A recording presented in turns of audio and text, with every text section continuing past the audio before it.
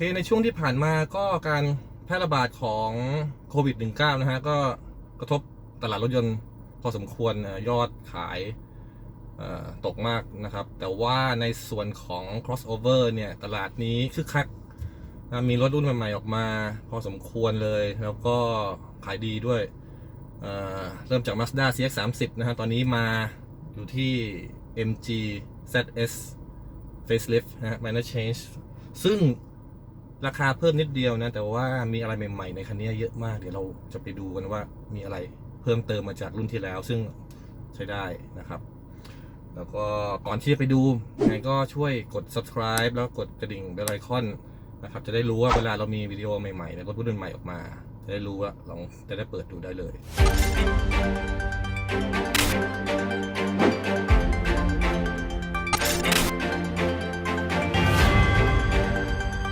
โอเคผมก็ยืมนะ MG ZS ตัวท็อปเลย X Plus ตั้งราคาไว้ที่ 799,000 ซึ่งใช้ได้เลย MG เนี่ยเวลาทำราคาเป็นจุดแข็งของเขาอยู่แล้วตัวนี้ใช้เครื่องยนต์1.5 ลิตรนะครับไม่มีเทอร์โบก็ให้กำลังที่มาตรฐานทั่วไปที่114 แรงม้าที่ 6,000 รอบแรงบิด150 นิวตันเมตร4,500 รอบซึ่งเลเวลก็ประมาณนี้แหละรถ Vios ที่บ้านผมก็ใกล้เคียงโอเคแหละหลายคนคงได้ยินหรือดูรีวิวอื่นๆมาแล้วเขาก็จะบ่นกันเรื่องว่ามันอาจจะอืดซึ่งผมลองมาแล้วก็มันมีทั้งมันมีความคิดอยู่2แบบคือความจริงเนี่ยถ้าเรากดนะฮะบนไฮเวย์ทางโล่งๆกดไปแล้วก็รอให้มันเร่งความเร็วจะรู้สึกเลยโอเคอันเนี้ยมันอืดจริงหลายครั้งที่มันไม่ค่อยทันใจเลยแบบแล้วก็แต่ว่าถ้าเรามาขับกันในชีวิตประจำวันเนี่ยแรงบิดที่ให้มาเนี่ยในรอบต่ำๆที่เราต้องการเร่งแซงในถนนที่แบบเวลารถเยอะๆเนี่ยมันก็มีครับมันจะไม่รู้สึกช้าเวลาขับในชีวิตประจำวันถ้าเราไม่ได้โอเควิ่งด้วยความเร็วสูงซึ่งตรงนี้มันก็โอเคก็มีทั้งข้อดีข้อเสียซึ่งเหตุผลหลักก็น่าจะเป็นตรงคอสนะครับเพราะว่าถ้าจะเพิ่มเทอร์โบก็เป็นในเครื่องยนต์ตัวนี้เนี่ยแบบตัว SS ราคามันก็ต้องขึ้นไปเยอะแล้วก็ในส่วนของการประหยัดน้ำมันตัวเกียร์ตัวใหม่ก็จะช่วยในเรื่องให้มันประหยัดขึ้นซึ่งเขาเคลมไปที่ประมาณ15กว่านะครับผมขับในชีวิตจริงก็น่าได้ 11.5 12.5 ซึ่งก็โอเคเป็นเลเวลที่ยอมรับได้นะครับในส่วนของเกียร์นี้ก็ได้มีการอัปเดตนะครับเพราะคราวที่แล้วเนี่ยเกียร์อัตโนมัติ4 จังหวะเนี่ยไม่ค่อยเข้าท่าเท่าไหร่อาจจะโบราณหน่อยตอนนี้ก็อัปเกรดมาเป็น CVT ผ่อนแปรต่อเนื่องถ้าจะใช้โหมดแมนนวลก็จะมีให้เลือก8 สปีดซึ่งทำงานได้ดีนะครับนุ่มนวลไม่มีกระตุกนะครับให้รำคาญใจแต่ว่าสุดท้ายแล้วเนี่ยรถคันนี้เนี่ยมันไม่ใช่รถที่มีจุดแข็งเป็นอัตราเร่งซึ่งเกียร์เนี่ยถึงแม้ว่าโอเคจะช่วยในเรื่องอัตราเร่งด้วยนะครับ CVT แต่ว่าผมเชื่อว่าจุดประสงค์หลักเนี่ยคือในเรื่องของการประหยัดน้ำมันซึ่งตัวนี้เคลมอัตราบริโภคไว้ที่ 15.6 กิโลเมตรต่อลิตรนะฮะซึ่งขับในชีวิตประจำวันก็อาจจะได้ประมาณ12 บวกลบนะฮะอย่างอัตราเร่งเนี่ยก็น่าจะประมาณ0 ถึง 100ก็น่าจะประมาณ15 วิซึ่งความจริงพอถ้าเกิด12 วิไปแล้วมันก็ไม่ต้องจับแล้วละมันก็เริ่มทำมันเถอะนะครับแต่ถ้าขับด้วยความเร็วต่ำหน่อยนะต่ำกว่า100เนี่ยในเมืองที่มีรถเยอะๆเนี่ยการเร่งแซงความเร็วต่ำเปลี่ยนเลนอะไรต่างๆเนี่ยเฮ้ยมันก็ไม่เลวมันไม่ได้รู้สึกอืดนะพวงมาลัยเนี่ยค่อนข้างที่จะมีความแม่นยำเข้าโค้งเนี่ยความแม่นในการเข้าโค้งใช้ได้ไม่ได้เป็นจุดอ่อนเลยเพียงแต่ว่าโอเคเรื่องอัตราเร่งบนไฮเวย์หรือว่าวิ่งทางไกลเนี่ยมันไม่ใช่จุดแข็งของรถคันนี้เท่านั้นเองในส่วนของช่วงล่างด้านหน้าเป็น McPherson Strut นะครับด้านหลัง Torsion Beam มีเหล็กกันโครงด้านหน้าซึ่งนั่นแหละช่วยมีผลให้เวลาบังคับเลี้ยวก็ค่อนข้างโอเคแต่ว่าเรื่องของการกันสะเทือนก็งั้นนะไม่ได้นุ่มนวลอะไรมากมายพอใช้ได้ไม่ได้รู้สึกพิเศษอะไรกับช่วงล่างมากครับในส่วนที่ผมชอบจริงๆของรถคันนี้ ก็คือการอัปเกรดของดีไซน์ทั้งภายนอกและภายในมันดูดีขึ้นมากๆข้างนอกนี้ตอนนี้หล่อเลยนะว่ามันดูแบบดูมีราคาดูยุโรปไฟหน้าตอนนี้ก็ LED ครับแล้วก็กระจังหน้าสวยอะเหมือนแนวพวกยุโรเปียนพวกฟอร์ดพวกแอสตันมาตินอะไรเงี้ยแนวนั้นนะครับดูดีชอบแล้วก็ล้อก็ลายใหม่ฮะล้อ117 นิ้วยาง 215/55/17 นะครับด้านหลังก็มีการอัปเกรดเหมือนกันก็ทั้งไฟท้ายแล้วก็พวกตกแต่งด้านล่างท่อไอเสียเหมือนเบนซ์เป๊ะเรื่องของเบนซ์เนี่ยกับ MG เนี่ยโอเคเบนซ์ก็คงภูมิใจมันก็มีบางแบรนด์ชอบเอาหลายๆอย่างเขาไปใช้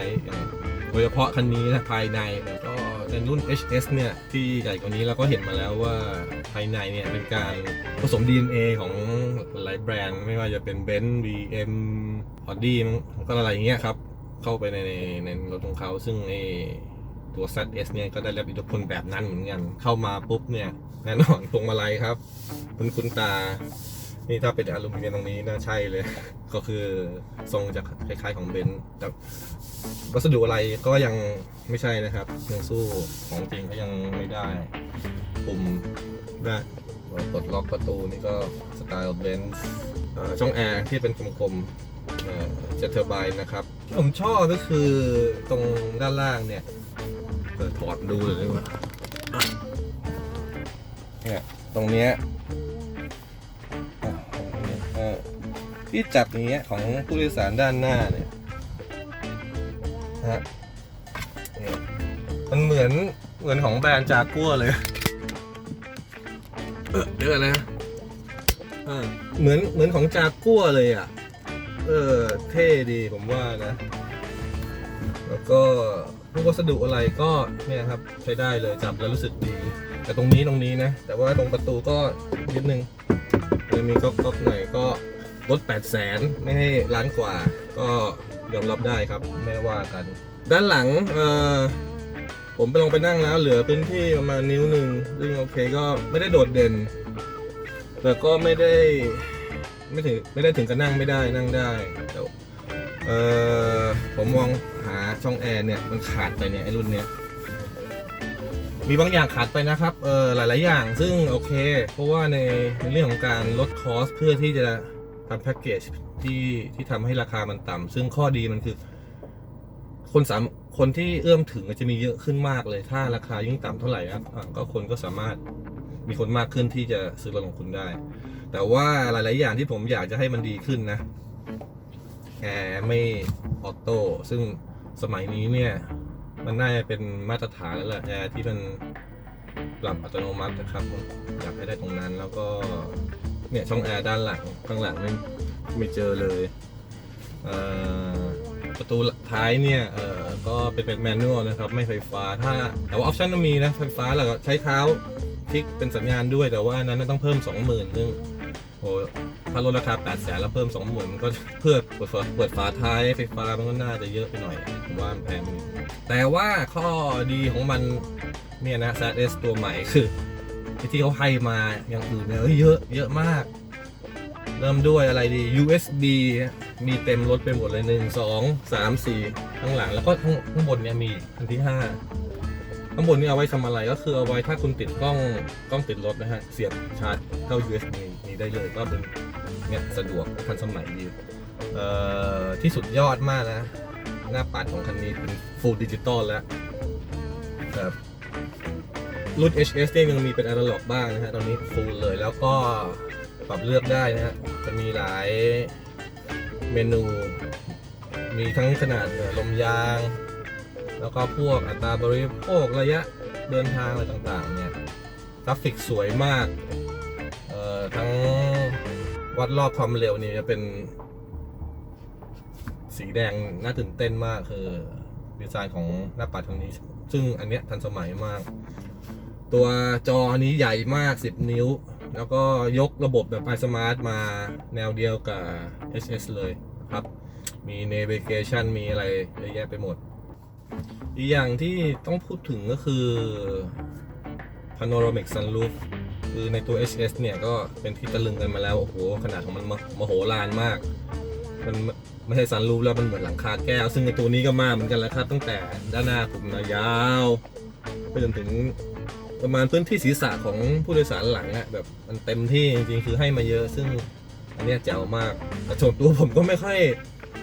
งั้นเท่าไหร่นะเพราะว่าบ้านเรามันร้อนน่ะแล้วก็ถ้ากลางคืนมันน่าจะแจ๋วมากผมว่าเหมาะถ้าท้องฟ้าใสๆมองดูดาวอะไรอย่างเงี้ยครับแต่ถ้ากลางวันก็ปิดไว้ก่อนเพราะว่าโอ้โหร้อนมากนะครับชั้น S มันก็เชสเนี่ยข้อดีของมันคือเพิ่มเงินแค่ 10,000 บาทเท่านั้นเองแต่ว่าได้อัปเกรดอุปกรณ์และดีไซน์อะไรเยอะมากคุ้มค่ากว่าที่ 10,000 บาทที่จ่ายไปมากแต่ว่ารถคันนี้ต้องเตือนไว้ก่อนว่ามันไม่ใช่รถที่จะเอามาขับแล้วก็มาคุยกันเรื่องความแรงมันไม่ใช่รถที่เพื่อทำมาเพื่อความแรงแต่เป็นรถที่ทำมาเพื่อเป็นแพ็กเกจที่ครบเครื่องในหลายๆด้านนะครับไม่ว่าจะเป็นเรื่องภายในความสะดวกสบายพวกเทคโนโลยีต่างๆระบบ iSmart ต่างๆเนี่ยค่อนข้างที่จะเสริมไลฟ์สไตล์ของผู้ใช้เนี่ยคือจุดแข็งของรถคันนี้ในแพ็กเกจเพียง 799,000 บาทซึ่งโอ้เจ้าอื่น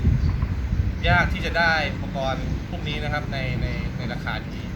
ยังไงก็ถ้าสนใจ crossover เนี่ย ZS เป็นรถรุ่นหนึ่งซึ่ง